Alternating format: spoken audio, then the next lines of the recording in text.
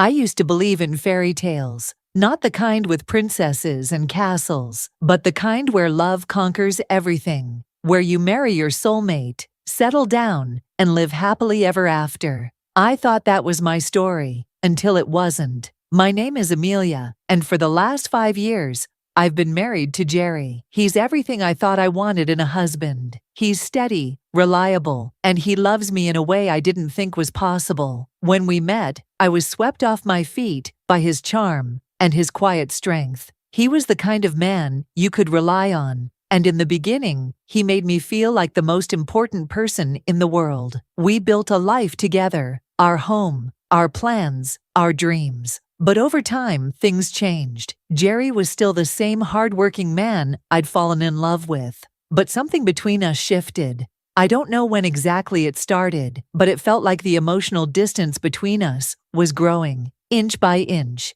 until it felt too wide to bridge. I couldn't pinpoint it, but something was missing. The spark, the passion, the excitement. It was as though we had become more like roommates than husband and wife. I tried to ignore it. I convinced myself it was just a phase, a result of our busy lives and routine. But deep down, I knew it wasn't just a phase. It was something more, and before I knew it, I started feeling empty. I began to crave attention, affection, something that would make me feel alive again. That's when Stanley came into the picture. Stanley was our neighbor. He wasn't anything like Jerry. He wasn't the stable, predictable type. Stanley was charismatic, bold, and so much more alive. You could tell just by looking at him. He was in his early 30s, with that carefree, almost dangerous vibe that I found both exciting and terrifying. His smile was magnetic, and his laugh, oh his laugh, could make you forget everything else around you. It started innocently enough. We'd see each other in passing, exchanging pleasantries, but soon, we started talking more. At first, it was casual, like friendly neighbors do. Stanley would wave when I was outside, sometimes ask if I needed help with groceries, or give me a compliment about the way the garden was looking. It was harmless, just small talk that brightened my day. But something changed in me. I didn't just look forward to seeing him. I began needing to see him. Every time we talked, I felt my heart race. I felt something stirring inside me that I hadn't felt in years. Excitement, desire, a kind of recklessness. It was like he saw something in me that Jerry hadn't looked at in a long time. I told myself it was nothing. After all, I loved Jerry, or at least I thought I did. But it wasn't long before the conversations with Stanley became longer, more personal. We started talking about things I never even thought about with Jerry. Our hopes, our dreams, our fears. Stanley made me feel seen in a way I hadn't in a long time. And the more I confided in him, the more I found myself thinking about him. It wasn't just words anymore. It was touches, a brush of the hand here, a lingering glance there. And then, one night, when Jerry was working late, Stanley came over to borrow a tool. We had a drink together, just the two of us. One drink turned into two. And soon, we were sitting so close, I could feel the warmth of his body against mine. That's when he kissed me. I didn't stop him. The kiss was electric. It was everything I'd been missing, and more. In that moment, I forgot all about Jerry, all about our life. It was just Stanley and me, and that connection we shared. After that night, things escalated quickly. We found more moments alone, more chances to be together. And before I knew it, I was in deep. I had crossed a line I never thought I would. But now I couldn't find a way back. Every time I looked into Jerry's eyes, I felt guilty. But every time I saw Stanley, that guilt melted away. It was like I was living two separate lives, one with Jerry and one with Stanley. But then one day, everything changed. It was a Saturday afternoon, and Jerry was cleaning out the garage, something he'd been meaning to do for weeks. He'd been organizing old boxes, throwing away junk, and sorting through years of clutter. I didn't think much of it until I heard him calling my name from the garage. His voice was strange, almost too calm. "Amelia, come here for a second," he said. I walked out to find him standing by a cardboard box. The box wasn't new. It had been there for years, tucked away in the corner. I'd never paid much attention to it before, but Jerry had pulled it out and was staring at it with an unreadable expression. "Do you know what this is?" he asked, holding up a stack of letters. My stomach dropped. I knew exactly what it was. The letters. The ones I'd been hiding for months. The ones I'd written to Stanley. Filled with words of longing. Words I couldn't say to Jerry. For a moment, everything seemed to freeze. Jerry didn't look angry, not yet, but there was something in his eyes. A mix of confusion and hurt. He was holding the letters, the ones I thought I'd hidden so well, the ones that proved my betrayal. I didn't know what to say. How could I explain? How could I justify the lies, the deceit, the affair? "You were writing to him, weren't you?" Jerry's voice was soft, like he was trying to absorb the truth without letting it consume him. I couldn't lie anymore. My heart raced as I opened my mouth, and the words came tumbling out in a rush. "Yes, I've been seeing Stanley. I'm sorry, Jerry. I've been so selfish." The silence that followed was suffocating. Jerry's eyes searched mine, as if looking for some kind of explanation that could make this all right. But there was no excuse.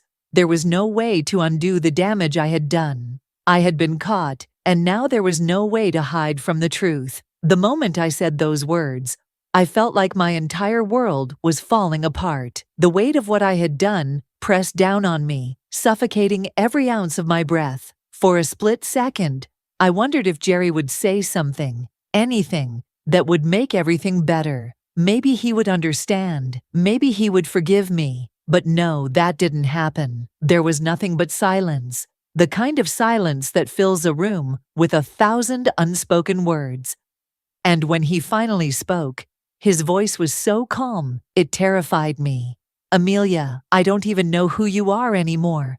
I saw the hurt in his eyes, and it pierced me deeper than any sharp object could. How had I gotten here? How had I become the kind of person capable of betraying the man I promised to love and cherish for the rest of my life? I wanted to apologize, to beg him to understand, but there was no excuse for what I had done. I had crossed a line that couldn't be erased with just a few tears and heartfelt pleas. The damage was done, and I was left standing there, naked in my guilt, exposed for the world to see. But it wasn't just the act itself that tore me apart. It was the lies, the manipulation, and the double life I had built. Jerry had always trusted me. We had built a life together based on trust, and I had shattered that in an instant. And as I watched him process the information, I couldn't help but think about all the times I'd lied to him. I lied to his face when he asked if everything was okay between us. I lied when he'd ask if there was something on my mind, something I wasn't telling him. I lied when he made love to me, because I wasn't really there. My mind was elsewhere, with someone else. I remember the first time I kissed Stanley. I had been so drawn to him. His energy, his charm, the way he made me feel alive in a way Jerry couldn't. But it wasn't just physical, it was emotional. Stanley saw me. He saw the side of me that Jerry had stopped noticing. He made me feel important, special, desirable. I didn't set out to fall for Stanley. But when I look back now, I realized that I had been craving something I wasn't getting at home. Jerry was a good man. He worked hard, came home late, and loved me in his own way. But somewhere along the line, he stopped seeing me as a woman. He saw me as a wife, a partner, a companion, but not the woman he once adored. I had become just another part of the furniture in our home. Stanley didn't treat me like that. From the moment he knocked on my door to borrow a wrench, I could feel the difference. He didn't look at me like I was just another chore to get done. He looked at me like I was a treasure, something to be cherished. And when he kissed me that night, it was as if everything clicked into place. But that kiss was the start of something I couldn't control. We started seeing each other in secret. I told myself it was harmless at first, just a flirtation, a little escape from the mundanities of daily life. But Stanley wasn't just a little escape. He became my second life, the one I was too afraid to live in front of Jerry. Every time we met, I told myself it would be the last time. But I kept going back. In the beginning, I didn't think I was doing anything wrong. After all, I wasn't leaving Jerry. I wasn't abandoning him. I was just seeking a little affection, a little spark. I told myself that every relationship has its rough patches, and this was just mine. But the more I saw Stanley, the more I realized how empty my marriage had become. I had no idea how to fix it. I didn't want to leave Jerry. I didn't even know if I could. But I couldn't ignore what Stanley was offering me, so I kept lying to Jerry, telling him everything was fine. I kept pretending that everything was normal, but pretending takes energy. And eventually the lies catch up to you. One day, after a particularly heated argument with Jerry over something trivial, I decided to write Stanley another letter. The letters had started as a way to vent my thoughts, my frustrations, my hopes for the future. But as time went on, they became a way to confess my guilt without actually saying the words. In the letters, I wrote about how Jerry had changed, how distant he had become, and how Stanley made me feel like I mattered again. I didn't realize it at the time, but I was pouring all my emotions into those letters, emotions that I should have been sharing with Jerry. Instead, I was giving them to Stanley, and in doing so, I was pushing Jerry even farther away. The more I wrote, the more I hid, and the deeper I sank into the web of lies I had woven. At some point, I knew I couldn't keep going like this. I knew I was living a lie, and I knew I was going to get caught eventually. But I didn't know how to stop. I didn't know how to tell Jerry that I wasn't happy anymore, and I definitely didn't know how to tell him about Stanley. So I kept the letters hidden. I kept pretending. And for a while, it worked. Jerry never suspected a thing. But there's something about hiding the truth that never stays hidden forever. The day Jerry found the box of letters was the day everything changed. And when he asked me about them, I could see it in his eyes. The hurt, the disbelief, the devastation. He wasn't angry at first. He was just confused. He didn't understand how this had happened, how I had let it happen. But then, as the reality of the situation sank in, the anger came, and I couldn't blame him for it. I had lied to him. I had betrayed him in ways I couldn't even explain. And as Jerry stood there, holding those letters in his hands, I knew nothing would ever be the same. The room felt cold. Jerry's eyes were fixed on me, his gaze piercing through the layers of guilt and shame I had wrapped myself in. He hadn't spoken for what seemed like forever, and the silence between us was thick, suffocating. I couldn't bring myself to speak either. What more could I say? I had already confessed to everything, every touch, every kiss, every letter. I felt like I was sinking, like I was trapped in quicksand. Each word I spoke only seemed to drag me deeper into this mess I had created. There was no escaping it now. Jerry knew everything. I had no secrets left to hide. I watched as his face slowly transformed from disbelief to something darker, anger, a quiet, simmering kind of anger that I had never seen in him before. It wasn't loud or explosive, but it was there, building up in his eyes, the kind of anger that tells you someone is crushed, beyond repair. "You think this is just about the letters, don't you?" Jerry finally said, his voice cold, his words slicing through the silence. My stomach twisted. What did he mean by that? "What do you mean?" I asked softly, afraid of what he might say next. "You think this is about your stupid letters? No, Amelia, it's about the lies, the betrayal, the fact that you've been lying to my face for months. I trusted you, I loved you, and you—" He paused, taking a deep breath like he was trying to keep himself from exploding. "You chose him over me." My chest tightened as I realized how much damage I had done. I wasn't just cheating on him. I wasn't just sneaking around. I had shattered his world, and now he was left picking up the pieces. But it wasn't just the affair that hurt him. It was the fact that I had hidden it for so long. I had kept a secret life from him, kept him in the dark, while I lived out a fantasy with Stanley. And now, there was no going back. I opened my mouth to speak, but no words came out. What could I possibly say? The truth was right in front of us, sitting between us like a monstrous weight that neither of us could move.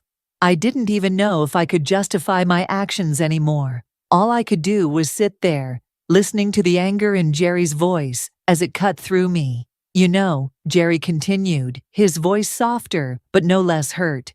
I always thought we were good together. We didn't have the perfect marriage, but we had something real. And now I don't even know who you are.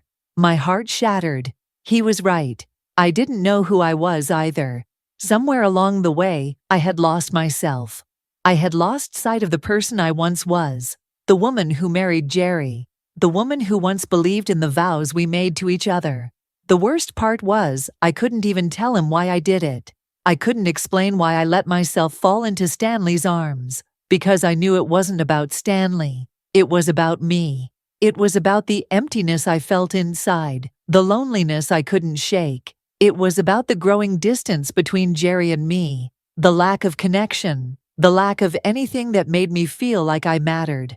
I was looking for something, anything, that would fill the hole inside of me, and Stanley, he gave me that.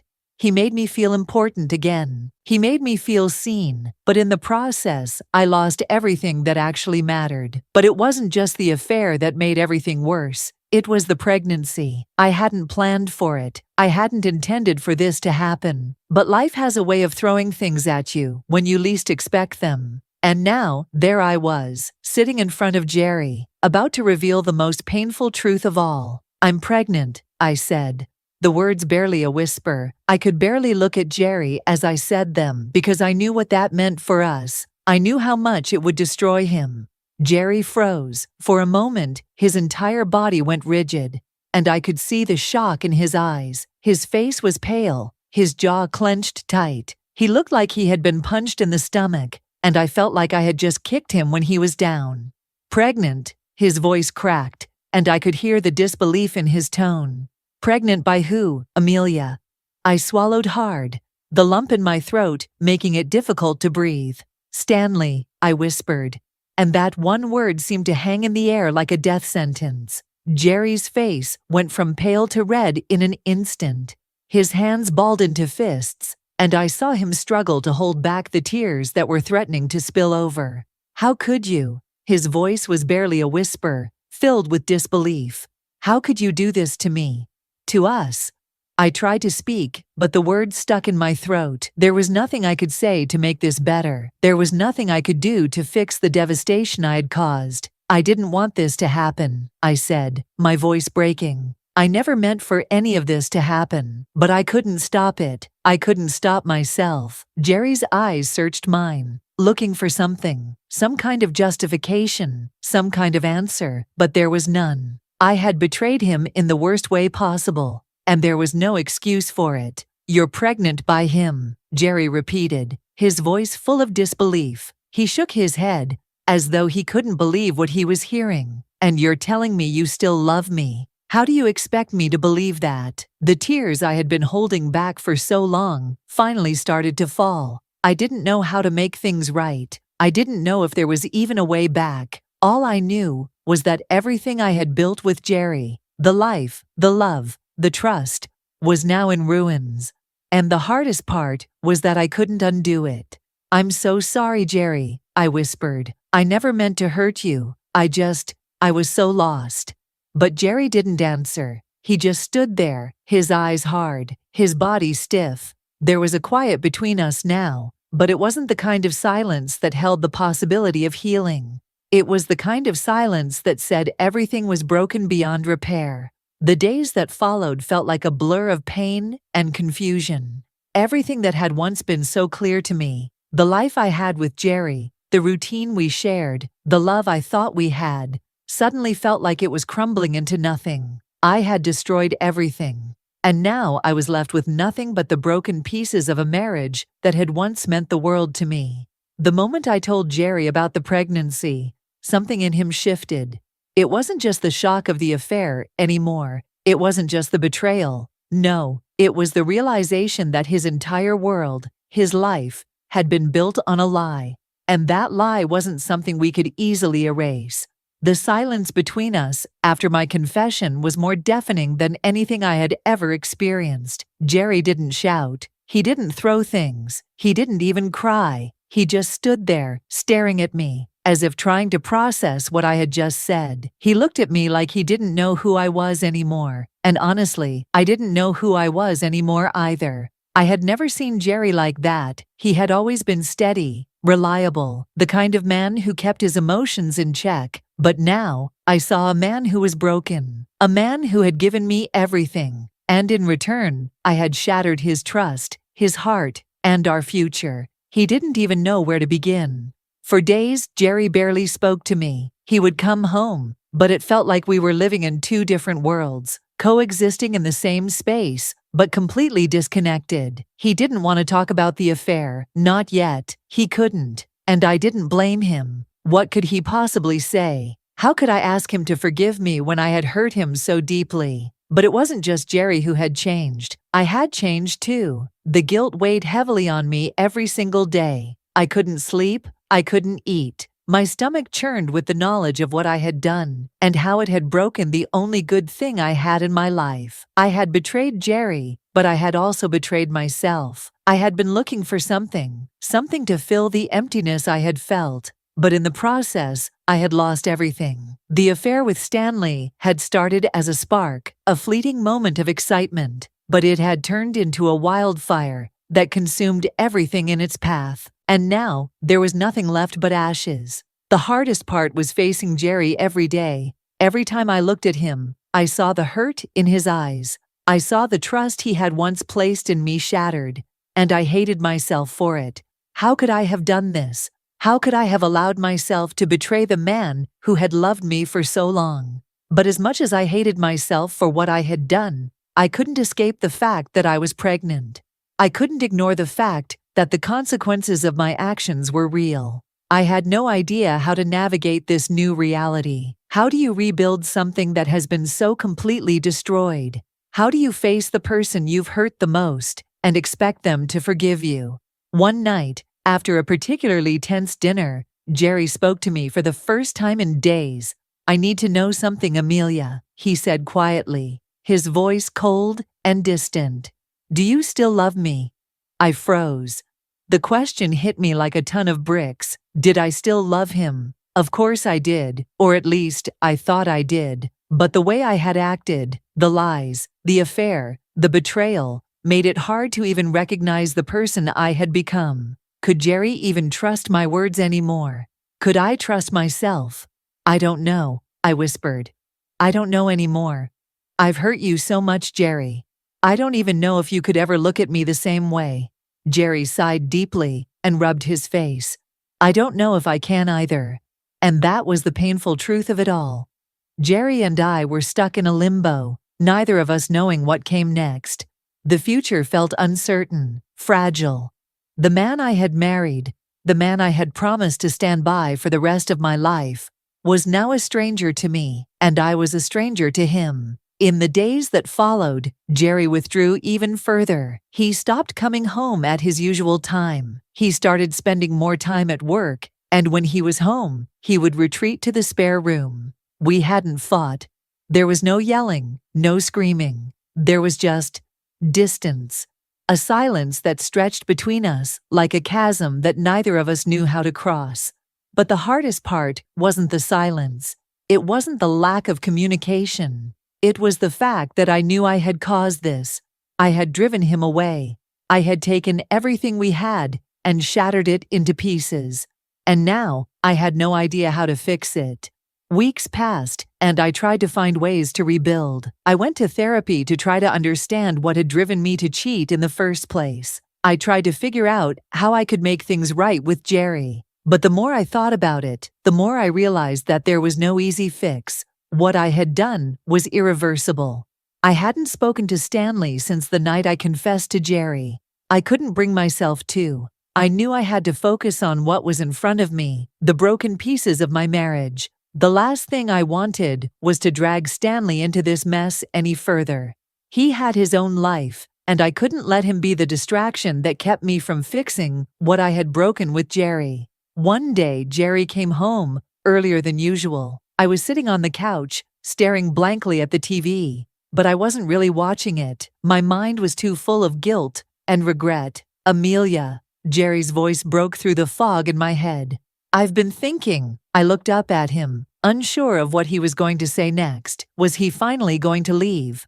Was he going to pack his things and walk out the door, never to return? I've decided I need space, he said, his voice measured but calm. I need to figure out what I want. I need to figure out if I can ever forgive you. And I need time to process everything. I nodded slowly, even though the pain of hearing those words felt like a knife in my chest. I understand, I whispered, though I didn't know if I truly did.